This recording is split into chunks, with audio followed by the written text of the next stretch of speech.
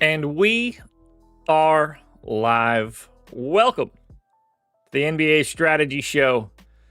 It is Friday, December 5th. I am Josh Engleman, here to break down an 11-game slate. And we actually have 12 games today. This one's nuts. 2 7 o'clocks, 5 7:30s, 4 8 o'clocks. DraftKings dropped the Dallas OKC game. I actually haven't checked if FanDuel has done the same thing. Chat will probably get there before I get to it in FanDuel, but I'm going to try to get there fast enough. We'll see if I'm logged in already. Not moving as quickly as I would have liked it to. NBA contest and games. All right, FanDuel included it. So all 12 games on the FanDuel side, 11 on DraftKings that lock by 8 o'clock. Stephen Leibowitz, victory lap on the Anytime Tutty. Good morning. Yeah, I texted Laffy this morning. Obviously, Eric tagged me last night. Flournoy scored in the fourth, and immediately I just wanted a meteor to hit the stadium. Because, look, if you can get a touchdown in the fourth quarter, you are extra special live to be the final touchdown. Now, obviously, Gibbs scored 2 more, unfortunately, but the plus 700 anytime TD as last score, man, that would have been I have to assume, a sizable bonus bet payout. Didn't work out for me that way. DFS was solid. I had a late run. I ran out of gas. I needed OT. I needed Rui Hachimura to miss that shot. I needed OT there because I still had Barnes. I still had Reeves, but that wouldn't have mattered. And I still had my boy, Nuka the Knight, Sandro Mamukelashvili, who you had to have. Mamu in the winning lineup. I assume in the optimal lineup. I had a ton. What did I end up finishing? When it went to the fourth quarter in the Wolves game, I was in 11th. I know I fell, but finished 30th in the 4-point play. So that's a second place and a 30th on Thursday and Tuesday. I can't be mad about that. Derek White, Simons, Kyle Anderson, Scotty Barnes, Mamu, Pritchard, Noah Clowney, Austin Reeves.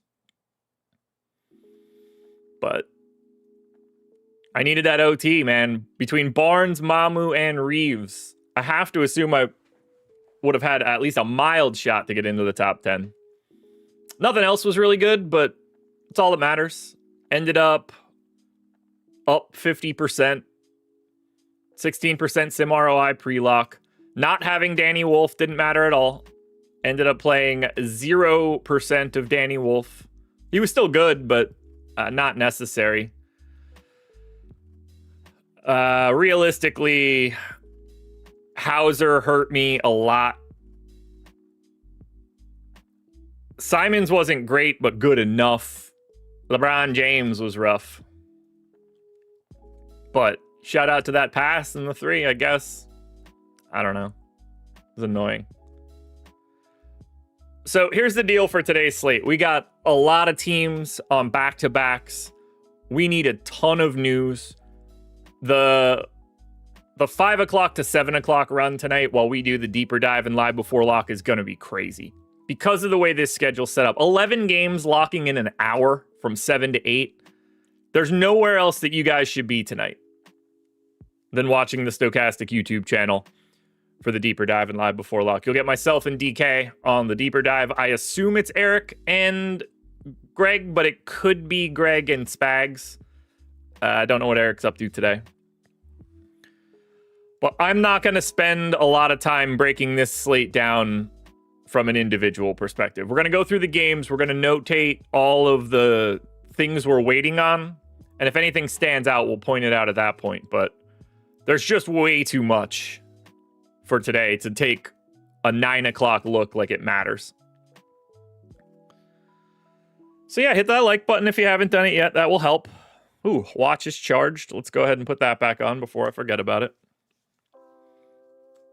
Had to go out and get a coffee today. Out of coffee filters, which is one of those things that's just so annoying when you don't notice it.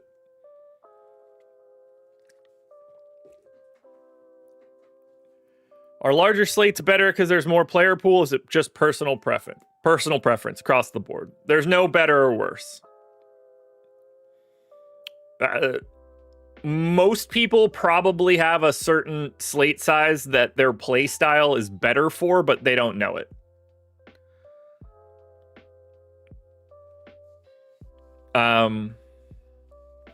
But yeah, that's just personal preference. Like me personally, I like smaller slates. I tend to do better on a smaller slate than I do on a huge slate. I don't really know why.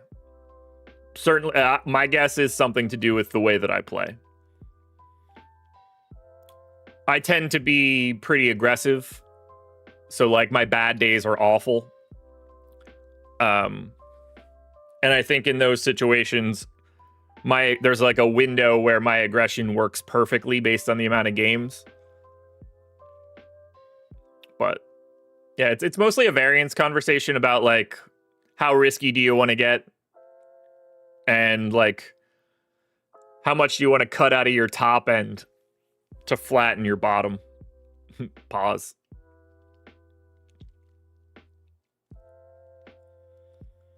What time do Sims start running?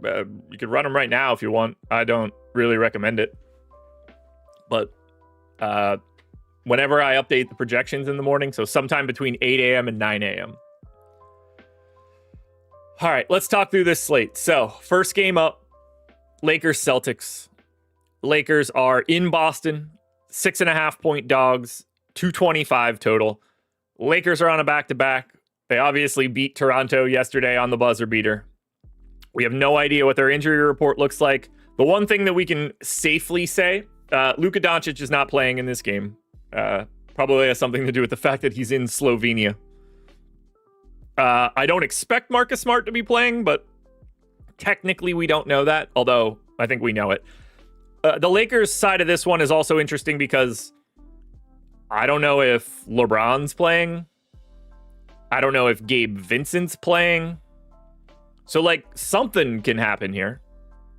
But we don't know that right now. Right now, we have everybody in. But certainly more people could be out on the back-to-back. Just don't know for sure. Yeah, there we go. That's much better.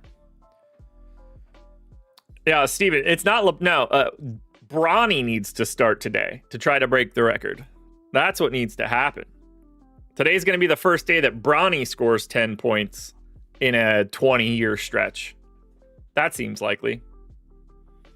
So yeah, look, we need this news. We need the injury report. There's not much else that can be said here until we get that information. So keep an eye. But I have no idea. On the Boston side, same thing. Boston's on the back-to-back. They beat the Wizards by 45 yesterday with no Jason Tatum and no Jaylen Brown. Now they've got the Lakers today. In theory, Jaylen Brown's playing. We don't know that for sure. We don't have their injury report. We don't know anything. I don't have anything else to add. We just need the news. As of right now, we're not really projecting any ownership in this game. It's Reeves and Brown at like 10%, but we could have multiple dudes out in this one and everything will change. The 225 total is awful. That's the second lowest total. Sorry, nope, that's not even close to true. Fourth lowest total on the slate. Phoenix, Houston, Clippers, Memphis, and Philly, Milwaukee all lower. That's wild. LeBron should have sat down 5 years ago. Chris, that's a crazy take. LeBron can play for 5 more years easy as a role player. He just never would. But you look at some of the guys that play 20 minutes a night in the league right now. LeBron could do that for ages. Ages.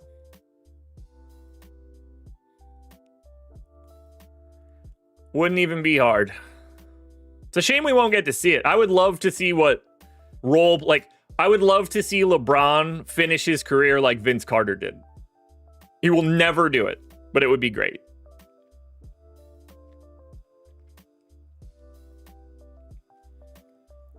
Love LeBron. We're going to miss that dude when he's gone, man. We don't understand how good we had it.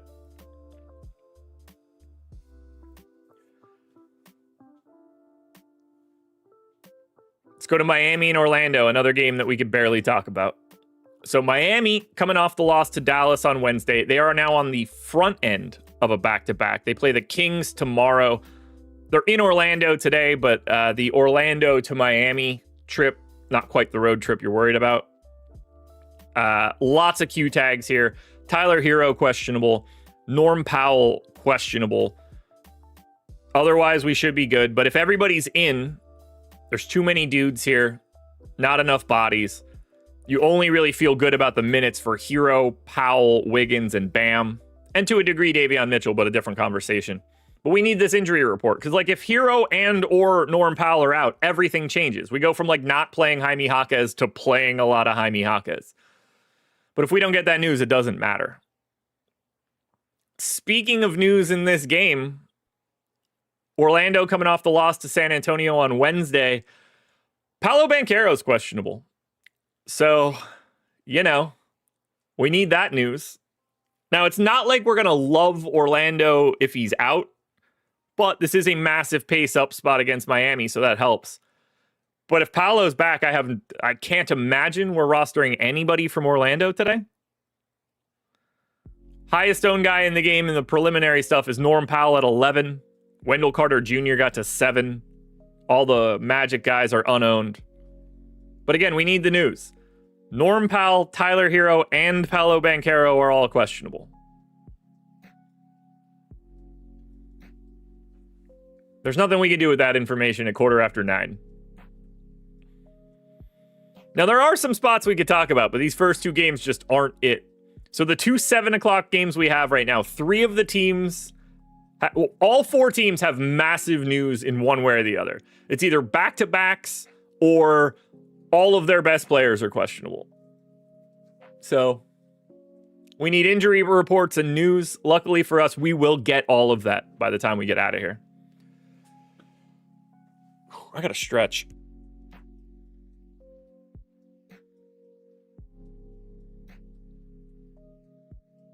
Just sore today. Long slate or long night. Gonna be a long day. Let's go to Denver and Atlanta. Another one we can't talk about. So Denver beat Indy on Wednesday. They play the Hornets on Sunday. So no back-to-back stuff. Spencer Jones is questionable today. Aaron Gordon, Christian Brown, Julian Strawther all still out. You know, if Spencer Jones is out, it's going to free up some minutes. Will create a little bit of value. Guys like Bruce Brown will probably get a bit more playing time. Najee probably plays a bit more than you'd like. Not sure it matters all that much. But that is a piece of news we're looking for. A Q tag on Spencer Jones. After that, it's going to be pretty typical Denver. When we go to Atlanta, Atlanta's on the front end of the back-to-back. They got embarrassed by the Clippers on Wednesday. They get the Wizards tomorrow, which will feel good. But Jalen Johnson questionable. Kristaps Porzingis questionable. Obviously still no Trae Young. It should come as no surprise that it matters whether Jalen Johnson and or Kristaps Porzingis play. You know? Like, if Johnson's in, he's going to play 36 minutes. If he's not, we got to give 36 minutes to somebody else. Last time I gave it to Mo Gay, that didn't work. So, hard to dial in Atlanta right now. If everybody's in, the highest owned guy in this game at this moment is Jovel. So, that should let you know how much value we have, because Jovel's in for 14 minutes, and he's 11% owned. Everybody else is sub 10. Nobody else is interesting. Jokic 12-9. We could have that conversation later.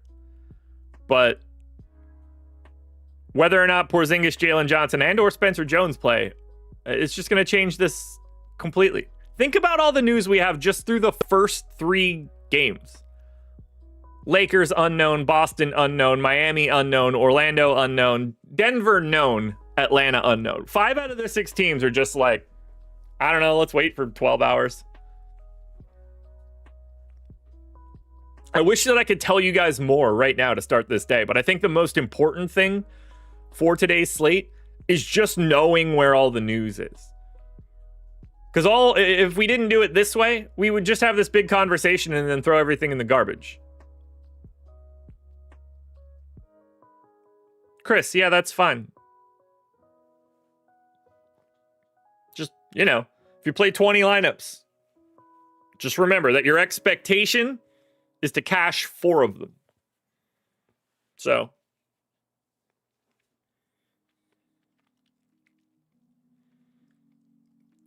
there's that. San Antonio and Cleveland. Another questionable game. San Antonio beat the Magic on Wednesday. They actually have the whole weekend off. They don't play again until the Pelicans on Monday. But Luke Cornett is questionable. Now, if we don't get Luke Cornett, and he doesn't really miss, we're going to get minutes from some combination of Jeremy Sohan, Kelly Olynyk, and Carter Bryant. They probably take Bismack Biyombo out of mothballs. But I think if Cornett sits, we're going to get a value big somehow. Depends on who starts. Like if Kelly Olynyk starts, we're going to be looking to Kelly Olynyk. He also didn't play the last game. I realistically, I think they would start Kelly Olynyk. If it's not Olynyk, I think that it would be Biyombo. I don't think they'd go any other direction. One of those guys is going to look like a better point per dollar play than what we have right now. Like I just got done mentioning that Joval is, God, this camera's driving me nuts. I just got done mentioning that Joval is getting 10% ownership right now. Obviously, we would improve that with someone from the Spurs. From the Cleveland side, they're on the front end of a back-to-back. They lost to Portland on Wednesday. They got the Warriors tomorrow, both at home. No Garland, no Allen, no Nance, no Strus, no Merrill. These guys are just super banged up. Looking at a starting lineup of likely Lonzo, Donovan Mitchell, Jalen Tyson, DeAndre Hunter, Evan Mobley. However, the last time that Garland missed, we got Dean Wade starting. The previous time that Garland missed, we got Larry Nance starting. So whether it's Ball, whether it's Wade, whether they go a different direction, I don't think it's going to matter all that much. We kind of just know what Lonzo's going to play, but you'd prefer him to start. But again, shorthanded Cleveland team on a front end. Now we are getting ownership to this game. It will probably move around a bit. 20% to Lonzo, 20% to Donovan Mitchell, 20% to DeAndre Hunter, 15 for Keldon Johnson, Evan Mobley, and the Barnacle of the Bay. I'm not surprised to see any of this, and it could look better. Depending on the Cavs starters, depending on the status of Luke Cornett, we can get even more value here. Like, Kelly Olynyk is 3,200. Carter Bryant, small forward, power forward, 3,100. Biyombo's the flat 3K. We can find some value here. Alex Morris, yes, I did. If Lonzo starts, he's going to look really good. I think Donovan Mitchell looks good regardless. I think DeAndre Hunter looks good regardless. Keldon Johnson always scares me, but if Cornett is out, that makes me feel a little bit better about Keldon Johnson. Could probably grab an extra minute. Mobley's obviously fine. The Barnacle of the Bay has been playing like crazy lately. Travis, why should Mobley dominate? I don't really see this as like that kind of game. Barnes is solid. Sohan defensively is solid. Luke Cornett's good. Doesn't strike me as like a terribly interesting Evan Mobley day. Not that he can't. I mean, like, Evan Mobley's just good, but I don't really see it in this matchup.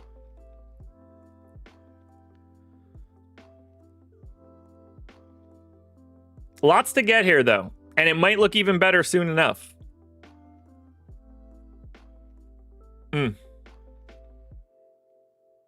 Even guys like Dylan Harper at 4,700, just 9% owned, to me is interesting in a GPP. I think $4,900 Cornet is interesting in a GPP if he plays. I like this game a lot more than I ever would have expected to. Lonzo might be a hair over owned, but other than that,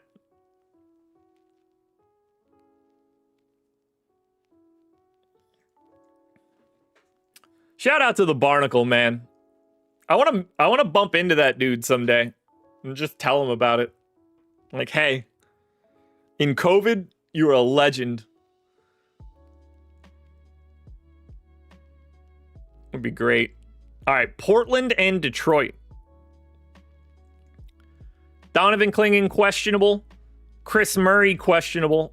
Robert Williams, questionable. Are you guys sensing a theme for today?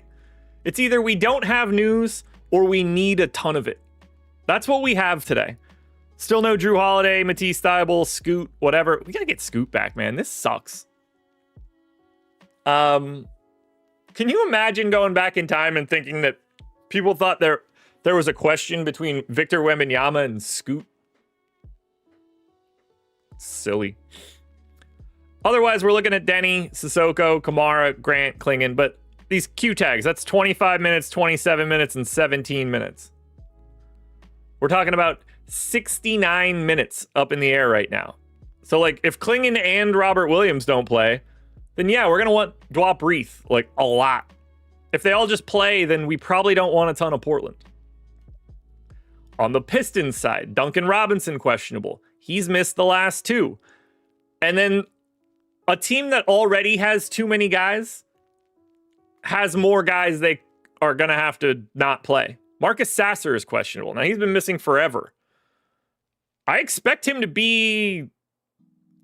I don't know who it's going to be between him and Dennis Jenkins. I think the more likely scenario is it's neither, as Jaden Ivey starts to get more playing time, but this Pistons team needs a trade in the worst way. They need to consolidate some of these dudes. But we need that news on Duncan Robinson at the very least. We've gotten Javonte Green like basically out of the rotation now, but we'll see what that looks like when everybody's in. My expectation if Duncan Robinson's out again is that we get Dennis Jenkins starting, but keep an eye on it. Right now, it's really difficult to want to play anybody that doesn't start for the Pistons. Now, obviously, Portland and Detroit both lean defensive, and you're kind of seeing it in the ownership. 10, 10, 10, 10, 10, 10 in the 6 most owned guys in this game. Grant, Avdia, Harris, Ivy, Duran, Asar, Thompson. Cade is at 7. But, like, if Clingan's playing... That's a really good rim protecting defensive center against really good rim protecting defensive centers. Alex Morris, AD to the Pistons. That would be such a terrible trade for the Pistons. Unless Dallas is giving stuff with it, that would be a terrible trade for the Pistons.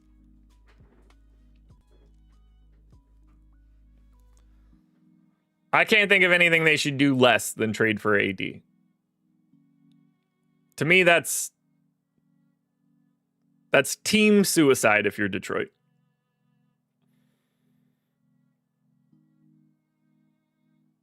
Markelle Fultz was on Team Scoot. I can't talk shit about Fultz. Look, we're never going to really know what happened there, but he's never going to get spoke about the proper way. He deserved every bit of that number 1 pick when it happened. And just like the moment it happened, it all broke. It's a shame. We would have really enjoyed what he was. It just evaporated like nothing. Utah and the Knicks. So, Jazz on a back-to-back. Took down the Nets last night. Shout out Oscar Tshiebwe for getting the full DNP CD, only guy that didn't play.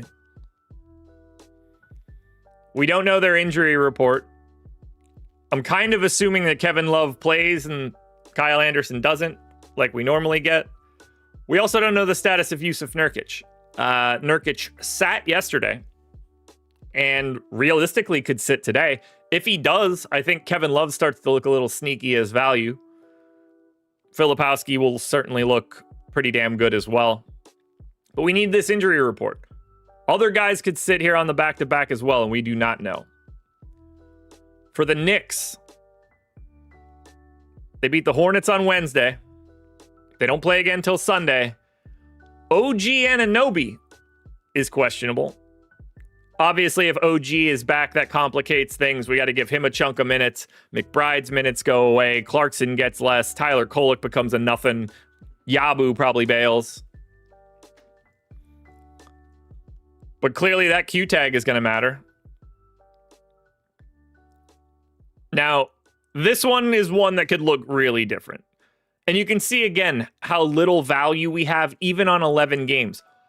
Walter Clayton is point guard, shooting guard 3,100 and getting 12% ownership. Bridges is at 10, Brunson's at 15, but like whether or not Anunoby plays has trickle down effects to the rest of the Knicks. The entire rotation for the Jazz is up in the air.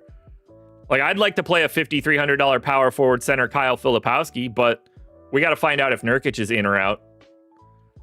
Like Mitchell Robinson feels tough to get to now that he's definitely not starting, especially if Anunoby's back. If Nurkic is out, does Kyle Anderson get real minutes again or no? I would imagine if Nurkic is out, that Kyle Anderson doesn't play at all.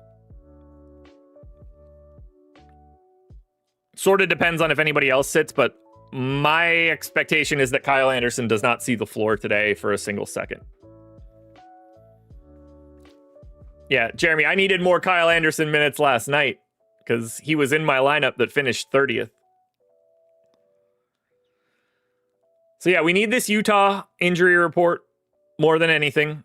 And then we need the status on OG. But every single one of these games is either we don't have an injury report or they have like real dudes questionable. Anunoby, no injury report. Duncan Robinson and Marcus Sasser, Klingon, Chris Murray.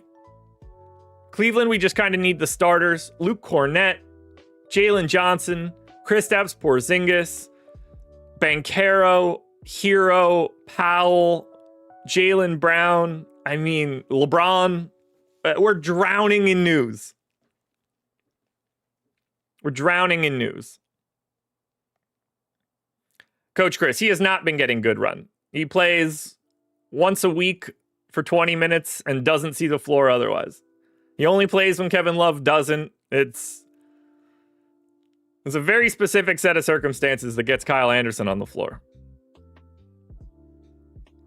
Oh, Charlotte and Toronto. Another game that we can't really talk about. Brandon Miller, questionable. Ryan Kalkbrenner, questionable. Trey Mann, questionable. Hornets coming off the loss to the Knicks on Wednesday. They've got the Nuggets on Sunday. No Colin Sexton. Still no Pat Connaughton. Still no Josh Green. Still no Grant Williams. Grant Williams should be back soon. But yeah, look.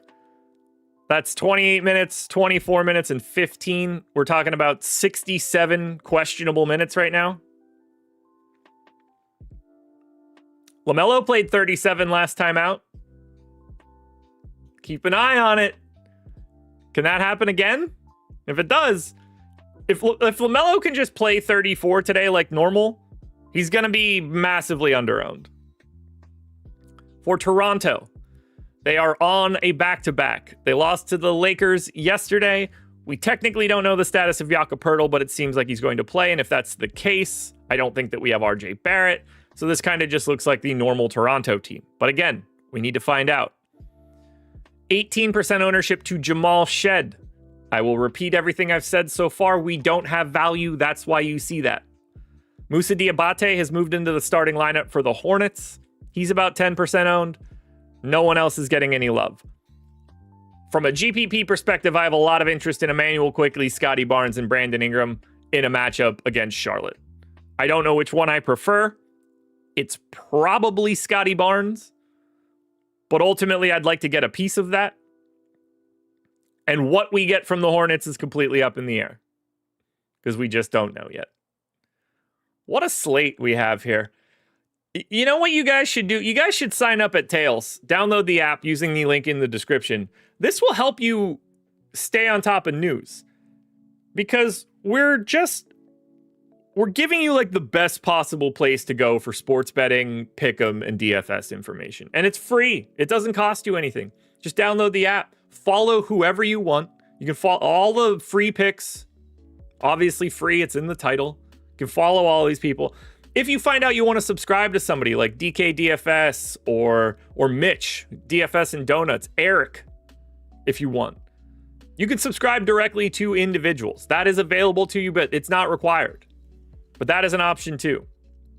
So download the app, hang out, see all the content that's getting posted, whether it's bets, whether it's pick'em cards. I post my DFS contenders there. But if you do download the app, if you guys can leave us a rating and a review, that's the most important thing that we could talk about right now.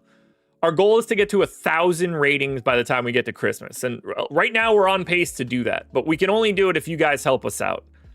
I don't typically like asking for stuff like this because it feels so salesy, but it's free. Like, I will sell the shit out of free stuff, and you guys won't have to pay a dime to download Tails and get all of this information. And we're adding more and more stuff every single day. We have calls every week going over all the new features that are being worked on, that have been worked on, that are about to be implemented. We automatically grade bets for you guys. So like somebody posts a card, it just gets AI mapped. You can click a tail button and immediately get it. It's a great app. You guys should be checking it out. Link in the description. All right, we've got 4 more to go on the DraftKings side. We've got 1 more to go for FanDuel as well. We're now kicking off the 8 o'clock games. The Indiana Pacers at the Chicago Bulls. Pacers got beat by the Nuggets on Wednesday. They don't play again until Monday, so nothing crazy here. No injury news either, other than no Aaron Nesmith, no Ben Shepherd, but we don't have Q tags that are a problem. But they are missing bodies. Now, obviously, Nesmith has been out, but Ben Shepherd, typically playing about 20 minutes a night, he's out. We're looking at a starting lineup of Nembhard, Mathurin, Jarris Walker, Pascal Siakam, Jay Huff. Johnny Furphy is back now, so he kind of just takes the Ben Shepherd minutes, essentially. And then on the Bulls side, we have no idea what we're doing.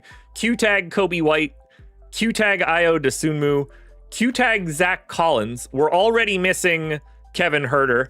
Noah Asenge is going to be out for the year. He just had surgery. And then Isaac Okoro, Jalen Smith, and Trey Jones are all doubtful. So clearly the White and DeSunmu news matters. Kobe White's missed the last 3. DeSunmu just questionable. Zach Collins has not played yet this season. Lots of potential changes for Chicago. Great DFS environment. $4,200 small forward, power forward, Jarris Walker. We talked about how little value we have so far. This is value that's not going to go anywhere because he's going to get those minutes. And this salary and position is just going to keep him in the mix all day. I certainly think that Andrew Nembhard is interesting. I have basically zero interest in TJ McConnell at 4,700 if he's already going to get a little ownership.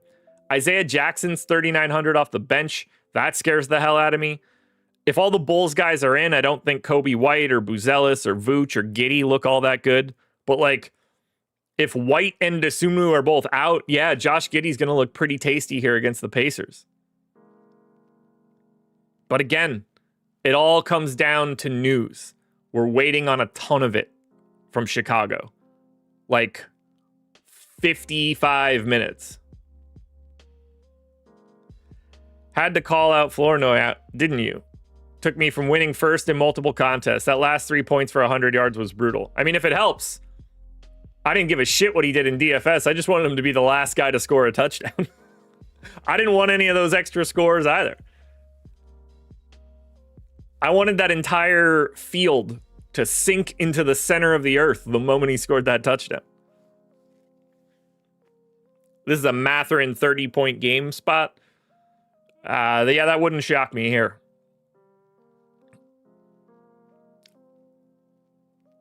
Now, this next one's a weird one. Phoenix Suns, 11.5-point dogs in Houston. They don't play again till Monday. But the big news here, Devin Booker is hurt. He done. So he's going to be out for like a week or two. Grayson Allen just came back, but he's been missing tons of time. We're looking at a starting lineup of Gillespie, Allen, Brooks, O'Neal, Mark Williams. But clearly, not having Devin Booker changes everything. This team's going to be awful offensively. I don't know how they're going to save this. Yeah, I've got them 112.4 offensive rating, 2.5 points below average. It's not going to be good. Colin Gillespie is good, man. He really is. But this is going to be all very different on the Phoenix side. For Houston, Houston is pretty much what we're used to. The same guys that are out are out. There's nobody on the injury report. They're not on the back end of a back-to-back. They are on the front end of a back-to-back. They play Dallas tomorrow in Dallas. So, realistically, somebody could be sitting here. They could sit Adams today or tomorrow or vice versa. But right now we have their news. And we are looking at 0 ownership on anybody here. 8% to Colin Gillespie is the most. Now, we expect Colin Gillespie to get a bit of a bump. We expect Dylan Brooks to get a bit of a bump here. Jordan Goodwin certainly looks a little bit better for the Suns. I don't see much on the Houston side unless we get bodies out. I think a 4K Steven Adams is pretty interesting given where we have the value. But this is a Phoenix team that really doesn't have anybody that can create. And they're going up against the second most terrifying defense that exists. I think this is going to be really tough sledding for Phoenix. I think a 221 total. This is the lowest total of the day. This just strikes me as a spot where Phoenix is going to struggle to get any offense. And when they miss, they're not going to get a second chance because it's just going to go to Houston. I said this for the Sacramento game that Houston played 2 days ago or whatever. I'm going to say it again.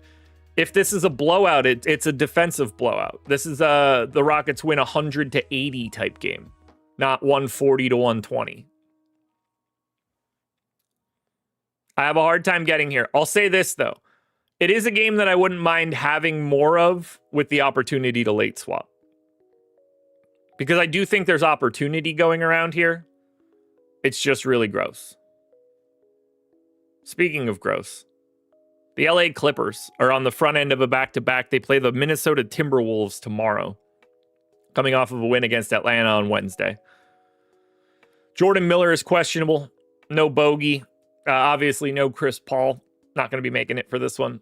So, Harden, Dunn, Leonard, Collins, Zoo. Pretty standard shit for the Clippers today. For the Grizzlies, they lost to the Spurs on Tuesday. They don't play again until Sunday. Their injury report is kind of the same as what it's been. So oddly enough, this Clippers-Grizzlies game is what we're used to.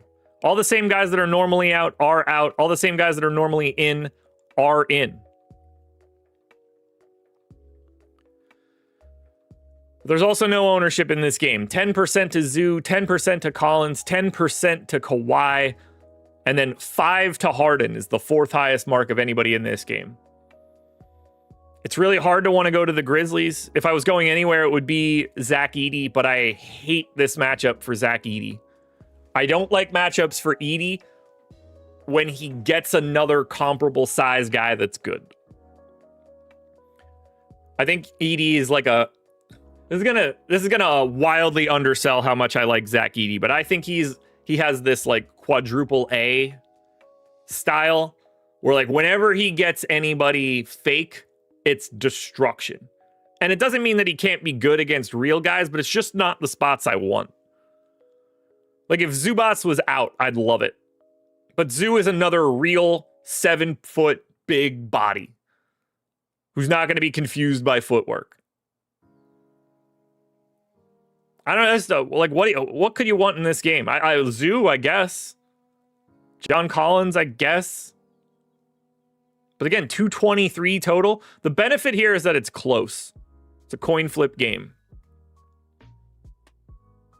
But you can see, no, there's no ownership here. And then we hit the final game on DraftKings. Philly and Milwaukee. Sixers beat the Warriors last night by 1 on a ridiculous ending sequence. Maxey, terrible shot. Short rebound caught by Edgecombe. Breakaway layup to DeAnthony Melton with 0.7 seconds to go. And Maxey, sprint back, blocked off the backboard. Sick finish. So we don't know the Sixers injury report. We're not going to have Joel Embiid. He played yesterday. Seems like we still won't have Kelly Oubre or Trendon Watford. Realistically, someone could play or sit. Paul George didn't play yesterday, so we expect him to play today. But we need this injury report. We have no idea who is officially available for Philly today against the Milwaukee Bucks, a game that the Sixers are favored in Milwaukee because Giannis Antetokounmpo is out, going to be out for probably 3 weeks, 4 weeks. We probably won't see him again until January, most likely. Expected starting lineup: Ryan Rollins, Kevin Porter Jr., AJ Green, Kyle Kuzma, Miles Turner. We'll see Bobby Portis, Gary Trent, Jericho Sims get some time. And then something in the Gary Harris, Samir Coffey, Cole Anthony range. Embiid needs to be brought out. I'm guessing you're saying bought out. None of those things are happening. So Bucks are on a front end of a back-to-back. They've got the Pistons tomorrow. A real tough scene here for this Milwaukee team. But this is where we're getting the ownership. 58% of it, in fact, to Kevin Porter Jr. at 6,600. I mean, he probably would have been pretty playable even if Giannis played, but it's not going to be fun. He's 6,600. You know, you're hoping for north of 30 minutes. He's going to shoot every time he can. So is Kyle Kuzma. But KPJ is the best play on the slate right now. Now, we've talked about 15 different Q-tag injury report things, so this will come down throughout the day by default as new value comes out. But Kevin Porter Jr. is going to be one of the first names you put in a cash lineup no matter what happens today. And right now, he's the best play of the day. I think Kuzma looks interesting. I think Ryan Rollins looks interesting. I think Bobby Portis looks interesting. You know, I don't want a ton of these guys, but I do want to get to a little bit more Milwaukee, especially in a matchup against Philly where today isn't going to be the first, it's going to look bad for Milwaukee for the next couple of weeks because everybody sucks. But it's not going to be horrific here. Look, I stand by my story. I don't think Giannis is getting traded this season. I don't think he's getting traded till the offseason. I just don't think they can do it. It's so much easier to do it in the offseason. The only way that it's happening is if somebody bowls them over. Like the Pistons call and it's Asar, Ron Holland, Jalen Duren, and 5 picks. And it's just well, shit, we're going to say yes. I just think it's too complicated. Especially, I definitely don't think it happens in season unless he's going to a team that can realistically make the finals. Which also complicates matters. I think he's going to end up on Detroit, by the way. That's my official prediction right now. If it happens in season.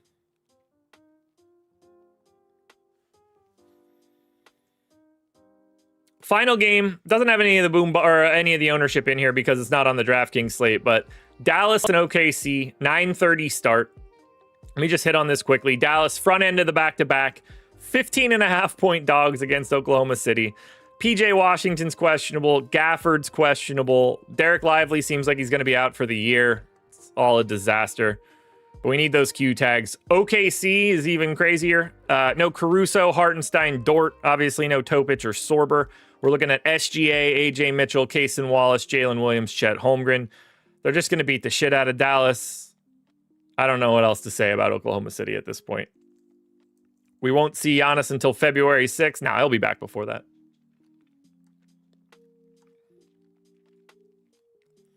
As of right now, Oklahoma City is tied for 6th for odds and 9th. Let's see. Sim the lottery. OKC gets the number 4 pick. Here they get 9 and 11. 9. 7 and 9. 4 and 9. Oh my god, this team's gonna fuck everybody up for years. 3 and 9. One of these are gonna be first too. Whenever that Clippers pick jumps into the top. That's what we want to see. Atlanta about to get the number 1 pick from New Orleans is next level stupid. Dude, the draft lottery is going to be amazing. Ooh, Milwaukee jumping up here. That's always fun.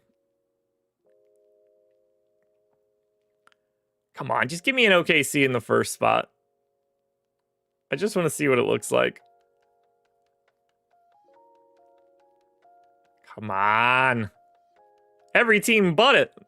Man, do the Clippers have that bad of luck that they can't even get to the number 1 pick even though they give it away?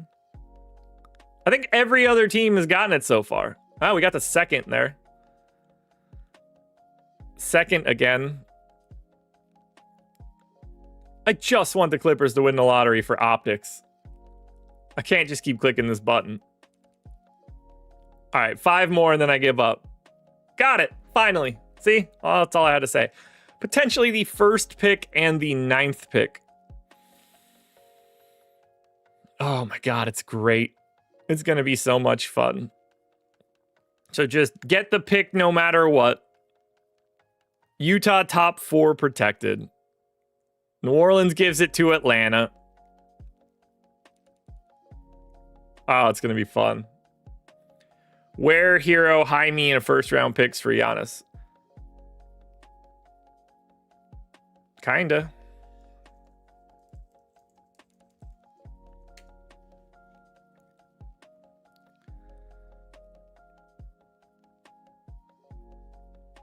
Here's the problem.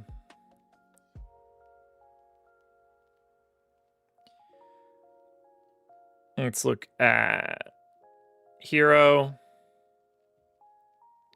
Ware, Jaquez. See, the problem for Miami right now is Terry Rozier. They don't know if they're going to get absolved from that contract. They don't know if they're going to get compensatory stuff for that. Can they trade him? They don't know. But realistically, you want to put Terry Rozier's contract. It's a $2,600 or $26 million expiring.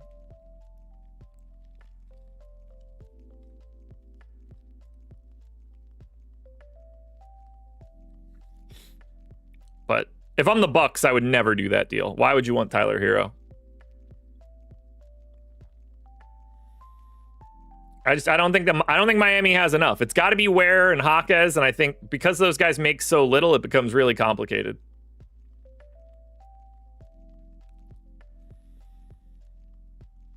I have no idea what they're going to do. We're going to end up talking about this every day.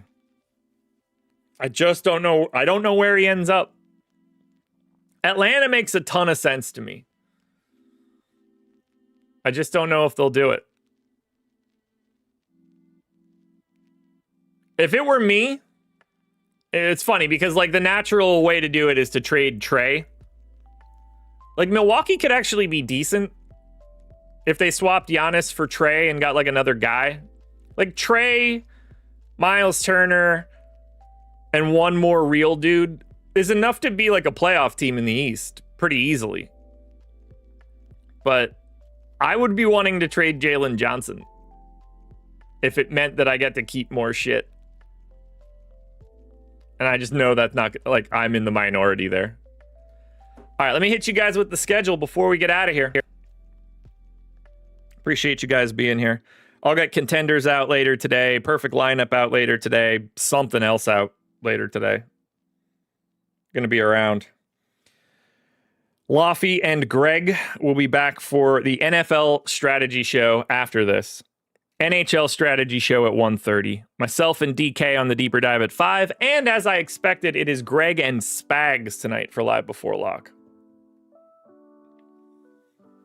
Yeah, Steven, like, The Brooklyn Nets are going to be involved in a Giannis trade by default. They're just going to be in it. Assuming it's like the first thing that happens in the offseason and they don't already do it later. But like the Nets are going to be a dumping ground in these trades. And they're going to sell that space that they have. It might as well be set in stone right now that the Brooklyn Nets will be a part of one of these trades.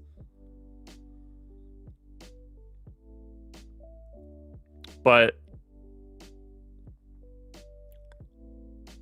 Brooklyn and or Utah are the only teams that are going to be involved in terms of like taking on money.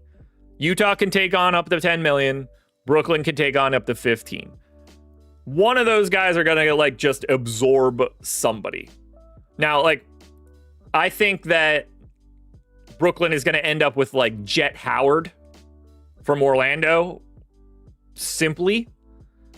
But Brooklyn's going to want to sell that $15 million in space. And they're going to get something. They're going to get at least a first round draft pick for selling out that $15 million.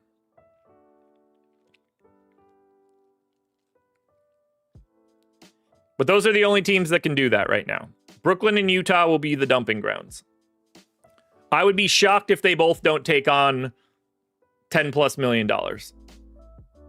And my expectation is that Jet Howard ends up on one of those two teams. Likely Brooklyn, but maybe Utah. Because Jet Howard did not get his option picked up. And he makes $5 million. They need to get under the tax. You think Giannis wants to go to another small market? I don't think Giannis gives a shit what market he plays in. More so than like just about any other player in the history of the league. He don't care. This is just a means to an end. His market is Greece. Once this is over, he's just going to live in Greece. He don't care where. He wants to go to wherever he thinks he's going to win an NBA title. I don't think the city matters in any way. It helps for sure, but like if he could just get to the second best team in the league, I think he'd do that in a heartbeat. Money talks. I mean, money legitimately doesn't talk in this scenario. It's of no value.